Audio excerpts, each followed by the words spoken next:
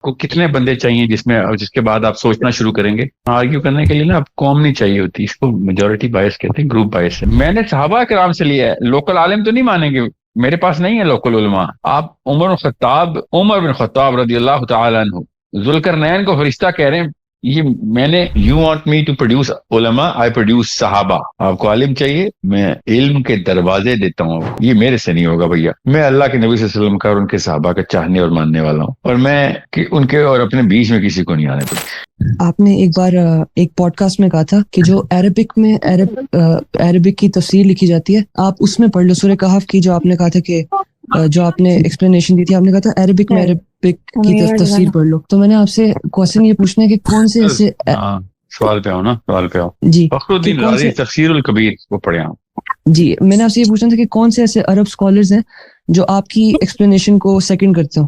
آپ could you name میں آپ سے any کہا scholar؟ فخر الدین رازی کی تفسیر الکبیر پڑھیں، اور آپ کو کتنے بندے چاہیے جس کے بعد آپ سوچنا شروع کریں گے؟ آرگیو کرنے کے لیے نا آپ قوم نہیں چاہیے ہوتی، اس کو میجورٹی بائس کہتے ہیں، گروپ بائس ہے۔ آپ نے اگر ایک گروپ کو اکٹھا کر کے بتانا کہ چونکہ اتنے سارے لوگ مانتے ہیں تو میں درست ہوں، تو پہلے ہی غلط ہے۔ تو آپ جب بھی یہ دیکھیں گے نا کہ یار یہ پورا کا پورا یہ نیریٹو مجھے پہلے بھی چاہیے، تو یہ پورا کا پورا نیریٹو پہلے بھی چاہیے کا مطلب ہے آپ اپنی عقل خود بند کر چکے ہیں۔ تو جو کوشچن ہے وہ غور سمجھیں کہ جب تک کوئی ایسی بات جو کہ ایکس نمبر آف پیپل کہنا نہ شروع کر دیں تب تک وہ ٹرو نہیں ہے، یہ کوئی اصول نہیں ہے، یاد رکھیے گا۔ یہ اس بنیاد اور اس اصول کے خلاف ہے جس اصول کے اوپر کوئی بھی نبی بھی اپنی تبلیغ کا آغاز کرتے ہیں۔ وہ بھی یہی بائسنس کا شکار ہوتے ہیں، لوگ بائسڈ ہوتے ہیں تو وہ بھی بائسنس کے اندر نبی کا شکار کرنا شروع کر دیتے ہیں، اور نبی اس بائسنس کو توڑنے کے لیے یہ پیغام دے رہے ہوتے ہیں۔ اس یہی واقعہ کسی بھی اس بندے کے لیے ہوگا جو اسٹیٹس کو چیلنج کرے گا۔ تو آپ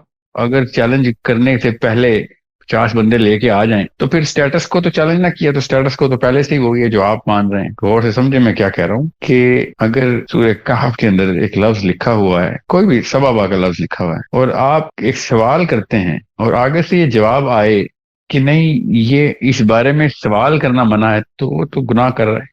اللہ نے حکم دیا ہوا ہے عقل پر تدبر کرو گے میرے قرآن، اس کے بعد اگر وہ آپ سے کہے کہ نہیں جو میں نے کہہ دیا وہ ماننا ضروری ہے، وہ تو خدائی دعویٰ کر رہا ہے۔ آپ کو کیوں ماننا ضروری ہے؟ ہم نے صرف اللہ کو کتاب پڑھنے، اللہ کو ماننے کے لیے کتاب پڑھی ہے، آپ بیچ میں آ گئے، آپ کو ماننا کیوں ضروری ہوگا؟ یہ کون سا اصول ہے؟ یہ صرف نبیوں کے لیے تخصیص ہے، آپ کو نبی ہیں۔ تیسری، ایسی تو کوئی غلطی کرے گا نہیں، اگر کر رہا ہے تو آپ کو مطلب اس کے لیے کوئی بڑی راکٹ سائنس کی ضرورت نہیں۔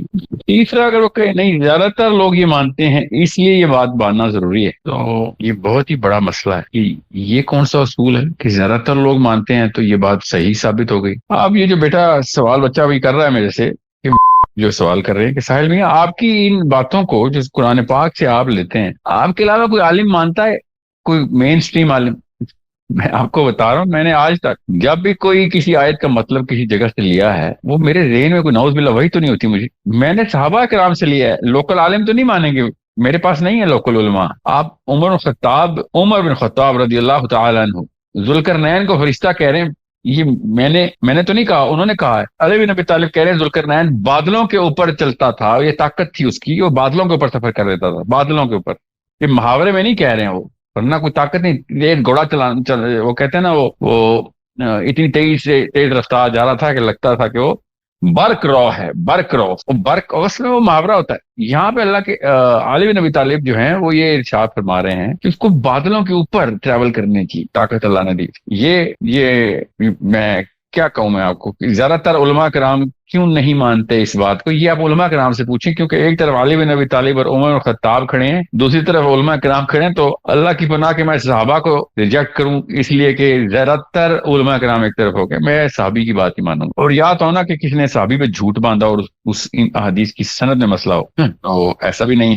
میں نے جتنی بھی قرآن پاک کی آیتوں کی، سورہ تکویر کی اسپیشلی، یا سورہ کہف کی، سورہ فاتحہ کی، سورہ فلق کی، میں جتنے بھی جو میں نے ٹرانسلیشنز اور اپنی ایکسپلینیشن دینے کی کوشش کی ہے، وہ میری کوئی رائے نہیں ہے، میں استدلال کر رہا ہوں ان آراء سے جو صحابہ کرام نے ڈائریکٹ بات کی۔ عبداللہ بن عباس کی جو احادیث ہیں وہ مجھے کوئی اسپیشل تو نہیں ملی، سب کو ملی تھی۔ میں اگر آپ کو سنا رہا ہوں تو اس کا یہ مطلب تو نہیں ہے کہ میں غلط ہوں، باقی لوگ نہیں سنا رہے تو ان کو نئی بات لگ رہی ہے، تو ان کے علم میں کمی ہے کہ عبداللہ بن عباس رضی اللہ تعالیٰ عنہ جیسے صحابی کو پڑھا نہیں، یا تو نا میرے پاس وہ خاص کتاب ہو، میں بھی جو صحیح اسناد کی کتابیں ہیں ساری انہیں کے اندر عبداللہ بن عباس کی تلاش کر کے آپ لوگوں کو بتا رہا ہوں. اور میں نے کیوں تلاش کرنی تھی؟ وہ قرآن کی تفاسیر میں لکھی ہوئی تھی جو میں نے پڑھ رہا تھا. میں تو اس لیے کوئی اور عالم آپ کی بات مانتا ہے؟ جی عالموں کے عالم، بادشاہوں کے بادشاہ میرے اللہ کے نبی صلی اللہ علیہ وسلم کے صحابہ کرام مانتے ہیں یہ باتیں. میں ان کی باتیں آپ کو سناتا ہوں، میں اپنی آراء نہیں بتاتا کسی کو میری کسی بھی رائے پہ. اسی لیے آج تک میرے منہ پہ اعتراض کرنے کا موقع نہیں ملا، کیونکہ میں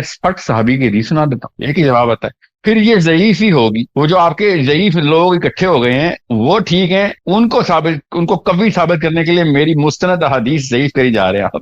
میری جو صحابہ کی حدیث ہے وہ ضعیف نہیں. تو یہ بہت ضروری ہے کہ بندے نہیں گننے آپ نے کہ کتنے بندے میرے ساتھ کھڑے تو میں صحیح ہو گیا ہوں. ایسے نہیں ہوتا. ورنہ تو اسلام جب شروع ہوا تھا تو 1 پھر 2 پھر 3 پھر 4، سارا مکہ ایک طرف تھا. لاجیکل آرگیومنٹ دینے کی کوشش کرتے تھے.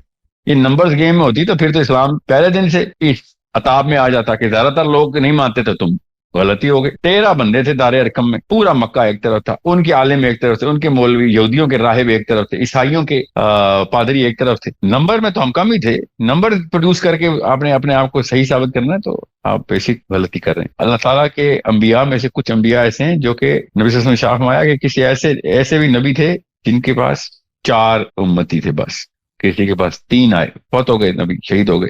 کسی کے پاس 2، کسی کے پاس 1، اور کسی کے پاس کوئی آیا بھی نہیں. نمبر گیم کھیلیں گے ہم اب؟ یہ کون سا اسلام ہے؟ آپ اللہ کے نبی صلی اللہ علیہ وسلم کی حدیث، صحابہ کرام کی حدیث، قرآن کی آیتیں، یہ لٹریچر ہے ہمارا. اس میں سے خزانے ہیں، اتنے خزانے آپ ڈھونڈنے والے بنے ملیں گے، اتنے خزانے ملیں گے. So you want me to produce علماء، آئی پروڈیوس صحابہ. آپ کو عالم چاہیے، میں علم کے دروازے دیتا ہوں آپ کو. علی بن ابی طالب، میں جب علم کے دروازے پہ جو ہے نا وہ آپ کو لکھا ہوا دکھاتا ہوں یہ خزانہ ادھر سے لیا میں نے، علم کا دروازہ علی بن ابی طالب رضی اللہ تعالیٰ عنہ. آپ یہاں پہ علماء کی لسٹ نکال کے بیٹھیں گے؟ ایسے تو نہیں ہوگا، ایسے نہیں ہوگا. عبداللہ بن عباس میں نے دیا آپ کو، بحر العلم، وہ پورا سمندر میں لے کے آ گیا ہوں عبداللہ بن عباس کا. آپ یہاں پہ دریائے سندھ کی بات کر رہے ہیں، دریائے راوی پہ بیٹھے ہوئے کچھ نو.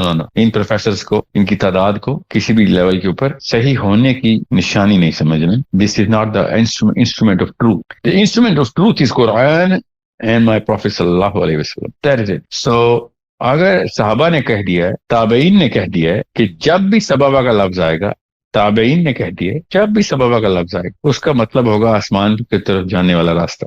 یہ تابعین نے لکھ دیا. صحیح اسناد کے ساتھ جو احادیث ہیں ان کی شرح میں تابعین تبع تابعین نے اپنے قلم یہاں پہ جو ہے رقم کر دی. اب جو بھی آئے گا راستے میں وہ غلط ہوگا اگر وہ یہ بات نہیں مانتا، کیونکہ یہ تابعین کو جتنی عربی آتی تھی، جتنا قرآن آتا تھا، جن کو جتنا نبی صلی اللہ علیہ وسلم کا علم تھا، وہ اب اور کسی کو نہیں ہو سکتا. سو اگر آپ کسی تابعی کو یا صحابی کو یہ بات ریفیوٹ کرتے ہوئے دیکھیں تب آپ مجھے بتائیں. پھر میں دیکھیں گے ایک صحابی نے کہہ دیا ایک دن، ایک نے صحیح کہہ دیا، ایک نے اسی بات کو غلط کہہ دیا، تو پھر ہم دیکھیں گے کہ صحت کیا ہے. مگر ایک طرف صحابہ کی لسٹ، ایک طرف عام بندے، ایسے نہیں ہوتا. یہ میرے سے نہیں ہوگا بھیا. میں اللہ کے نبی صلی اللہ علیہ وسلم کا اور ان کے صحابہ کا چاہنے اور ماننے والا ہوں، اور میں ان کے اور اپنے بیچ میں کسی کو نہیں آنے.